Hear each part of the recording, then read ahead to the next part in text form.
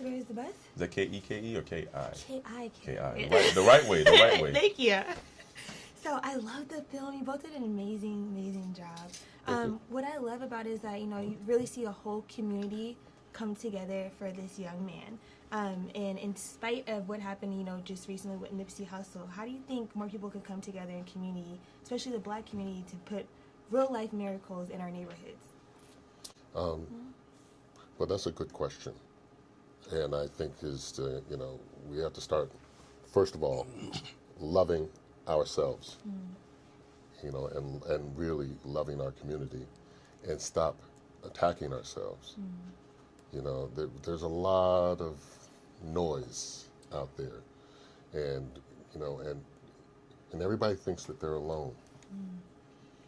And now, if we can all just sort of understand that we're not, and that our communities can be a safe haven rather than a war zone, you've got to pray for that. You do. I mean, you really have to sit down, and everybody has to get on the same wavelength. And I think that's one of the reasons he was taken away, is to try to help galvanize. Sometimes there has to be a sacrifice, though I think this was an unintended one. Absolutely. And I think it reaches levels that we can't go into here. Yeah. But hopefully it galvanizes the community and helps others watching it from other communities to help galvanize their communities before a tragedy like this happens. Yeah, I think going to trying to segue from the faith thing. We are a faith-based film.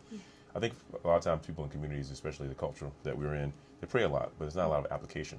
They go to church, they say the right things, they profess a certain amount of faith, but they don't do the little things that require that on a day-to-day basis will change your mindset. The way we talk about ourselves and to each other. It's sort of you're putting your hands around something that if you speak a certain way to someone, you've already dismissed them as someone of a certain importance. Sometimes we could refer to each other and using names that we all hear all the time, for females and males. And just by saying that, I always tell someone if you call someone that person is nothing to you. I mean, when just by definition, that person is you don't need that person in your life, because what you're calling them is something that is less than. You're not calling them a king or queen. You're referring to them in a way that it means them, even if you try to say it's a little bit of love. And I think yourself. It demeans yourself. It demeans yourself. That makes that person disposable. And I think if we take those words out of our mouth and start communicating with each other in a certain way, I think subconsciously, they don't know consciously, but subconsciously, they are doing something to themselves and that person that's standing in front of them. And I always say, if you start there, we'll be all right. Absolutely. Yeah. The story of the film, do you guys feel like this is like a modern day resurrection? Well, okay. on a small level, smaller, magnified yeah. in a very large space now with the mainstream. What we're doing right now, we're taking a small story and bringing it to the masses. Absolutely. Thank you. You did amazing. No, it's okay. It's all right. Yeah, no, Thank I get you. it. I appreciate it. It's gonna be around Easter, so. Where's the buzz? Okay. All right. So Wait, what's your outlet? where's the buzz? Where is the buzz? No, but where is the buzz? Right here. Exactly. Okay, there we go. I love it. So the film was amazing. You guys had me crying. I was like, oh my God, stop crying for people to see it. But it was so good. What things can we do to provide real life miracles, you think, on earth or in our communities? I think that when you look at this true story, I think Joyce Smith kind of embodies the answer to that question, which is she spoke life. Yeah. And that is really the catalyst for the miracle that happened in real life and in the movie. She went in there, her son John was dead, no life support, not on a breathing machine, he was gone. And instead of accepting that, she said, I'm going to speak life. And as a result, not only did his heartbeat come back, but now he is fully recovered and is 18 years old, about to graduate high school. So I think if we want to see miracles right now in our life, we have to speak life the same way Joyce did. And the film was shot amazing too. I mean, the way you did everything was amazing. Do you have a favorite scene that you shot? Absolutely. And the film was shot amazing too. I mean, the way you did everything was amazing. Do you have a favorite scene that you shot?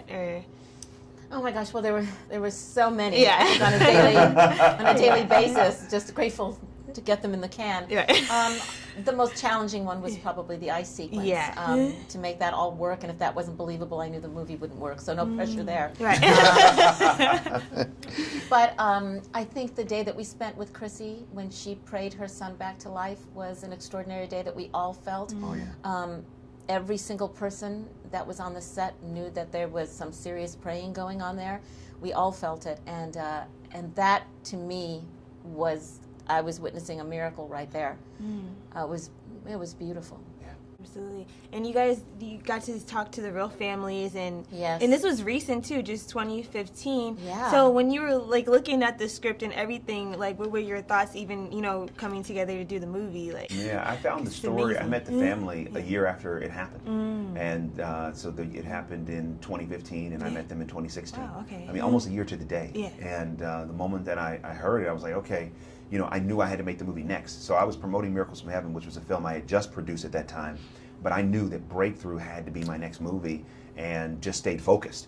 And as a result, it's amazing that we can get this to the theater, and John Smith is still in high school. He's still a teenager. Oh, wow. And I think it adds another layer of relevance It does. to the experience. I mean, don't get me wrong, the movie would still be emotional and work Yeah. if John was in his 30s or 40s, but there's something powerful about John Smith being 18 years old. Yeah. And the way this movie Yeah. happened with the cast, with the locations, just our ability to get the information as immediate as we did.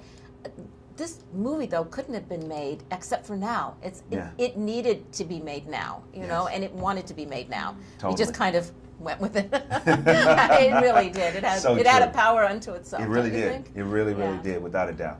I know LA, the city itself, has been going through a lot with Nipsey Hussle. What are some light that we can shine in our own communities and neighborhoods? I think that the power of a movie like Breakthrough and what it puts on display, it provides answers for questions like that. That as a community, we come together, and I think that's the best thing that we can do in a moment like this. Put our differences aside, come together in love, come together in prayer, come together in unity. And when we do that, amazing things can happen even in moments like this. Absolutely. Well, thank you both. It was great. Thank you. Thank you. So, I love the film. You did such an amazing job. Thank you. You had me crying. I was like, Oh, thank you. I mean, I'm sorry, but thank you. absolutely. One of my favorite lines from the film is, "You have a purpose and you are loved." Yeah. What do you believe your purpose is? Wow. That's such a big, amazing question. I think my purpose is to get out of my own way and to be used for good. Yeah. And that hopefully my circumstances allow me to be an inspiration to others, that you can have what you want, Yes. that you have a bigger purpose, that it's not about our ego and the fame and the fortune, but like how do I better someone else's life? Yeah, absolutely. How can I change them? How can I open up their heart and their mind, maybe shift their perspective? And I think I do that a lot, Right. in not only in the work I do, but like who I am, because people can't really understand, like, what? This on paper doesn't really make sense that I am sitting here talking to you about leading a feature film. Yeah. But when you get out of the way, you do the work, Yeah. you treat people well, good things happen, Yeah. and hopefully it's just a bigger picture of just being an instrument, Yeah. And the story is incredible. I know. So, like, when you first heard about it, to be a part of this film, like, what were your thoughts on it? Well, I thought, can I do this? Yes. This is it's a lot of responsibility, and it's going to be now in history of the Smiths' life and this incredible story. And then I thought, okay, if it's meant to be, it will be. And I was attached to another project at the time that fell through, and I was grappling with which should I do. Yeah. And the universe works in incredible ways, and it just all sort of came together. And I thought, okay, this is meant to be. Absolutely. So when you met the family for the first time, and you met the mom, like, well, how did that go? How did that whole conversation go? It's interesting. She walks in the room, and you're like, like she's like, huh? Like this is him, this is her, this what? Right. I'm still sometimes, you know, when we are on the press tour, like, you know, we're friends, I'm like, this really happened to them. You know, it's still hard to wrap my head around it, but it was so nice. It was, you know, emotional. We both were very teary-eyed and grateful. You know, we both very grateful for the experiences. And, yeah, it was emotional. Yeah, absolutely. Well, you did an amazing job. Oh, thank you so much, love.